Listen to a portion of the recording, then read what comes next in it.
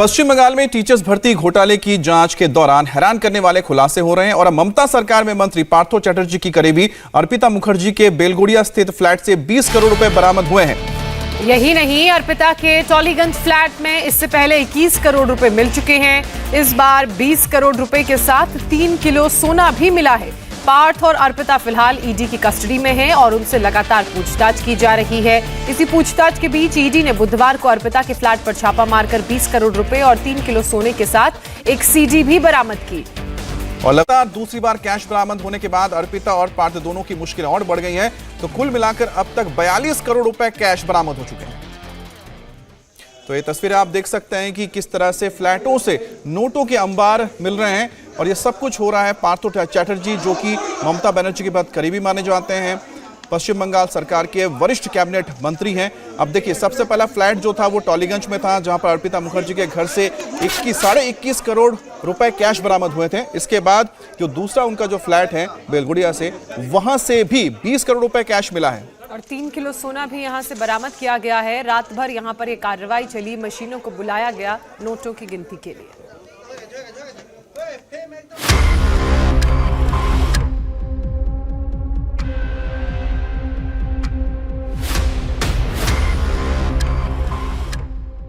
पहले इत्मीनान से ये नोट देख लीजिए।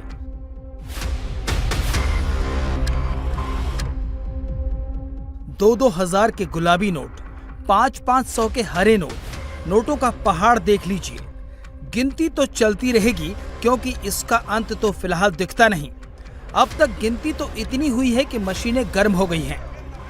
नोटों के इस पहाड़ को गिनने के लिए 4 मशीनें लगानी पड़ गई, वो भी थक गईं। यहाँ सिर्फ नोटों का पहाड़ जमा नहीं हुआ है, सोना भी है, गहने भी हैं। इतना माल मत्ता है कि देखने वाले चकरा गए। अब इन नोटों के पहाड़ का ठिकाना भी जान लीजिए। नाम अर्पिता मुखर्जी, पहचान ममता के मंत्री पार्थ चटर्जी की करीबी। दूसरी पहचान टीचर घोटाले में आरोपी। तीसरी पहचान करोड़ों की प्रॉपर्टी के मालकिन। पता flat number 8, block number 5, club town, Belghoria, Kolkata. ये सारे नोट इसी एड्रेस से मिले हैं और गिना है।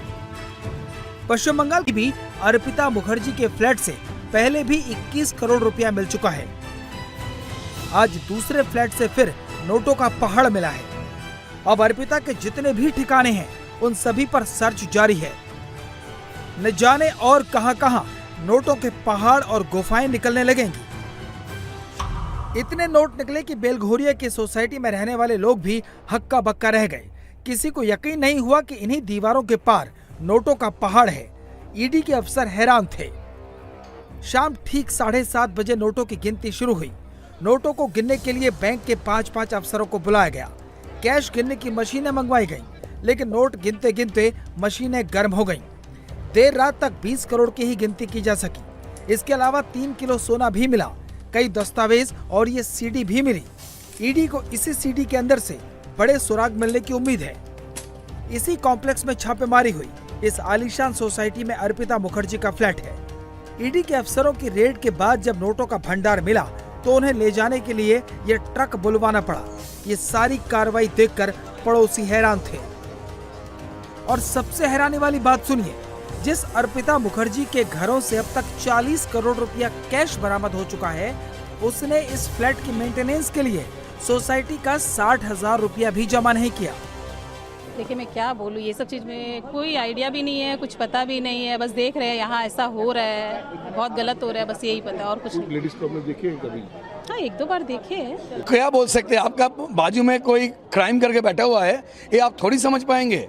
ये तो डिपेंड करते हैं कौन कैसा है। आजकल व्हाइट कॉलर लोग पता नहीं चलते कैसे क्राइम करके बैठे हुए रहते हैं, तो उसमें आइडिया करने का कोई बात ही नहीं है। किसी को देख के पता नहीं चलता है वो क्यों क्राइम करके आया है। सही कहा, एकदम भी सही नहीं है, ये तो एकदम गलत है। और कौन सोचेगा इस तरह से। हम लोग को तो डायमंड सिटी में निकला, हम लोग सोच भी नहीं सकते। हम लोग के कॉम्प्लेक्स में 2 फ्लैट है उनका और यहाँ से भी निकलेगा।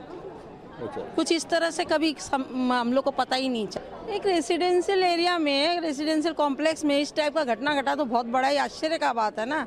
बाकी लोगों के लिए तो बहुत ही आश्चर्य का बात है। एक रेसिडेंस में इस टाइप का काम हो रहा है। जो हुआ है बहुत गलत हुआ है। हम लोगों को तो कुछ अंदाज भी नहीं था यहाँ कोई ऐसा आदमी रहता है या कुछ ऐसा कुछ हो रहा है। ऐसा कुछ हम लोगों के तो बिल्कुल भी कोई दोस्ती भी नहीं था, कोई नहीं था। और कभी उनसे एक भी बार मिले थे दुर्गा पूजा के चांदे के लिए, प्रॉमिस करके वो दिया नहीं था। यही मुझे याद है उनके बारे में। नहीं, मेंटेनेंस अप टू डेट नहीं है। आज के दिन में भी 60,000 रुपया बाकी है उनका। 60,000 दोनों फ्लैट का। दोनों फ्लैट में 60,000। हाँ जी, हाँ जी। जिनके फ्लैट में इतना रुपया है वो मेंटेनेंस बाकी रख रहे हैं, तो क्या बोलेंगे आप, बोलिए। नोटों की पहली खेप कोलकाता के टॉलीगंज से मिली थी, वहां करीब 21 करोड़ रुपए मिले। दूसरी खेप टॉलीगंज से करीब 21.5 किलोमीटर दूर बेलघोरिया में मिली है। अभी कोलकाता में कई जगहों पर अर्पिता और पार्थ की प्रॉपर्टी है। ईडी के अफसरों ने पहले ही अनुमान जताया था कि ये हिंदुस्तान का सबसे बड़ा टीचर भर्ती घोटाला साबित हो सकता है। अर्पिता मुखर्जी के इस फ्लैट को भी सील कर दिया गया है। इसके अलावा राजडांगा और बारासात की साड़ी दुकान समेत 6 ठिकानों पर छापेमारी की गई। इस सोसाइटी में अर्पिता के 2 फ्लैट हैं। अब नजर दूसरी प्रॉपर्टी पर है। पूछताछ में अर्पिता ये कबूल कर चुकी है कि फ्लैट से बरामद रकम पार्थ चटर्जी की है।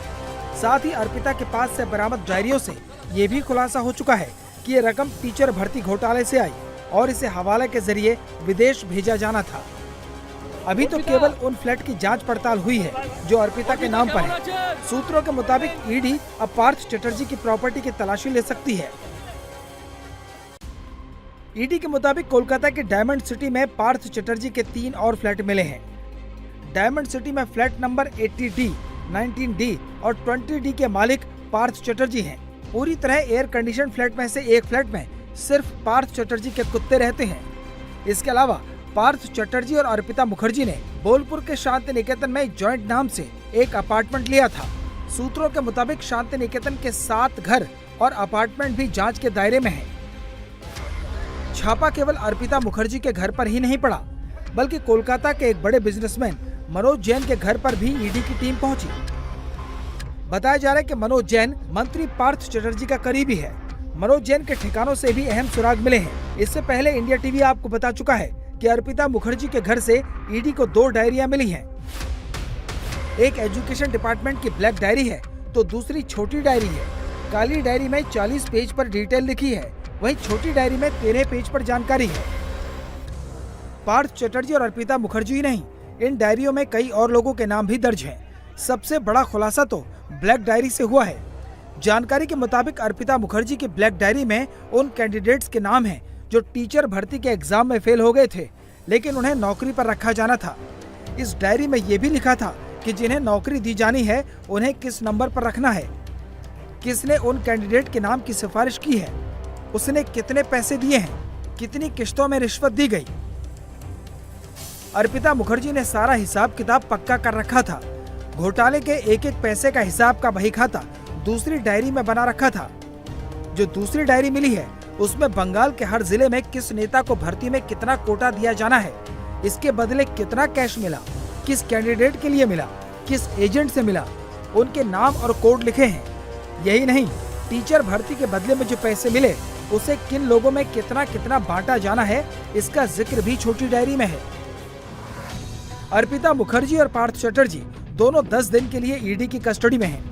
जिस तरह के खुलासे हो रहे हैं, इससे यह साफ है कि अर्पिता पूरी तरह से टूट चुकी है और उसने ईडी को रिश्वत की रकम के सारे ठिकाने बता दिए हैं। अब जैसे जैसे नोटों के ये पहाड़ दरकते जाएंगे, वैसे वैसे ममता के मंत्री पार्थ चटर्जी और उनकी रिश्वत मंडली पर शिकंजा कसता जाएगा।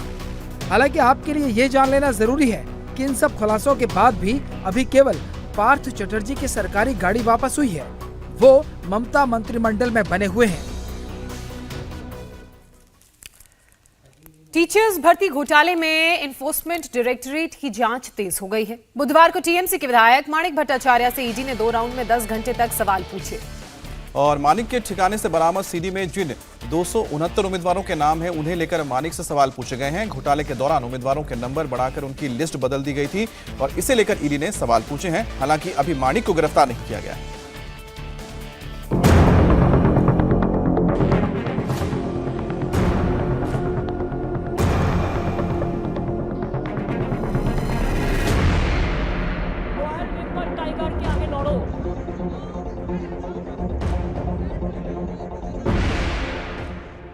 जिस वक्त अर्पिता मुखर्जी के बेलगोरिया वाले घर पर नोट गिने जा रहे थे, उसी वक्त ममता बनर्जी के विधायक माणिक भट्टाचार्य से पश्चिम बंगाल में हुए टीचर्स भर्ती घोटाले को लेकर सवाल पूछे जा रहे थे।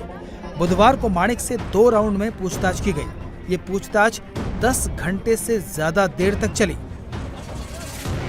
इस मैराथन पूछताछ के बाद माणिक भट्टाचार्य आधी रात के बाद जब कोलकाता के ईडी दफ्तर से निकले तो वो थके हारे दिख रहे थे। मीडिया की टीम लगातार उनसे सवाल पूछ रही थी कि आखिर ईडी ने उनसे क्या सवाल किए, सवालों के क्या जवाब दिए, लेकिन माणिक ने एक शब्द नहीं कहा।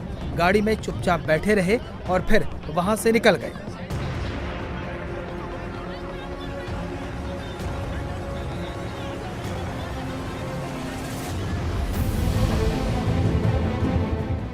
माणिक भट्टाचार्य भले ही कुछ ना बोल रहे हों, लेकिन दावा किया जा रहा है कि माणिक से इस मैराथन पूछताछ में कई सनसनीखेज खुलासे हुए हैं। माणिक के ठिकानों पर छापेमारी के दौरान ईडी को सीडी मिली थी।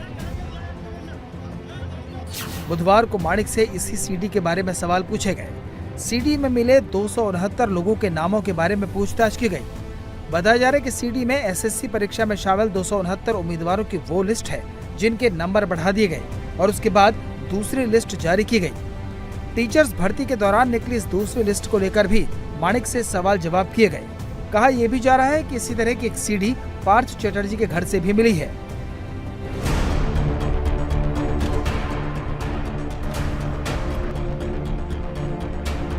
अब अर्पिता के बेलगोरिया वाले घर से भी नोटों के बंडल के साथ एक सीडी मिली है। ईडी के अधिकारी अब इस सीडी की भी जांच कर रहे हैं कि इसमें कौन से राज छिपे हैं। माणिक भट्टाचार्य पश्चिम बंगाल सेकेंडरी एजुकेशन बोर्ड के पूर्व अध्यक्ष रह चुके हैं और ममता सरकार में मंत्री पार्थ चटर्जी के काफी करीबी बताए जाते हैं। ईडी ने अभी उन्हें गिरफ्तार नहीं किया है। बुधवार को ईडी ने माणिक को दोपहर 12 बजे बुलाया था, लेकिन वो 10 बजे ही पहुंच गए। इसी मामले में पार्थ चटर्जी और उनकी करीबी अर्पिता मुखर्जी हर रोज नए राज उगल रही हैं और अब दूसरी बार अर्पिता के घर से नोटों का जखीरा बरामद हुआ है। इस सारी बरामदगी और जांच की आंच धीरे धीरे ममता बनर्जी तक पहुंच रही है। इसलिए ममता अपने मंत्रियों से किनारा करती हुई तो दिख रही है, लेकिन ईडी को भी निशाने पर ले रही है। ममता ने टीटागढ़ में आरोप लगाया कि जांच एजेंसियों का गलत इस्तेमाल करके उनकी सरकार को अस्थिर करने की कोशिश की जा रही है, लेकिन इसके लिए रॉयल बंगाल टाइगर से लड़ना होगा।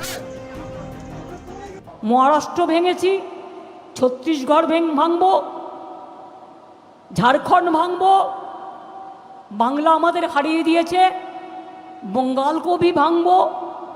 আমি বললাম অত সস্তা নয়, बांग्ला भांगते गेले रॉयल बंगाल टाइगर के आगे लड़ो। जाहिर है ममता बनर्जी का इशारा केंद्र और ईडी की तरफ है, लेकिन ममता बनर्जी देख रही हैं कि कैसे अर्पिता और पार्थ चटर्जी के ठिकानों से नोटों के बंडल मिल रहे हैं। 40 करोड़ रुपया तो अब तक मिल चुका है। इससे पहले जब टॉलीगंज में 21 करोड़ रुपया मिलने के बाद अर्पिता ने ईडी के सामने यह कबूल कर लिया था कि रुपया पार्थ चटर्जी का है, तब ममता ने दावा किया था कि वो कभी जांच के बीच में नहीं आएंगी। एक महिला को लेकर सभी महिलाओं को बदनाम कर रही है। मैं क्या भगवान हूँ? मैं सब जानती हूँ। कोई गलत काम करे तो उसको सजा दीजिए। हमारा कोई आदमी इसमें दखलंदाजी नहीं करेगा। मैंने जिंदगी में कुछ भी ऐसा काम किया नहीं है, मगर मुझे बदनाम करने की साजिश करेंगे तो जख्म वाला शेर भी खतरनाक होता है। 2021 में पूरी सरकार हमारे पीछे लगा दी थी। मेरा पैर तोड़ दिया था। मैंने व्हील चेयर में पूरा घूम कर दिखा दिया था। मैंने जिंदगी में कभी सिर नहीं झुकाया और झुकाना भी होगा तो आम आदमी के सामने झुकाऊंगी। मेरा तो पूरा मिशन ही माँ माटी मानुष का रहा है, लेकिन तुम्हारे सामने सिर झुकाऊंगी इसका तो सवाल ही पैदा नहीं होता। ईडी के दफ्तर में ममता के मंत्री और विधायकों की आवाजाही, जगह जगह से बरामद होते नोटों के पहाड़ दीदी के लिए इस वक्त मुसीबत तो बने ही हुए हैं। ऊपर से उन्होंने अभी तक पार्थ चटर्जी को मंत्रिमंडल से न हटाकर ये भी संकेत दिए हैं कि वो फिलहाल पार्थ को दोषी मानने के लिए तैयार नहीं है।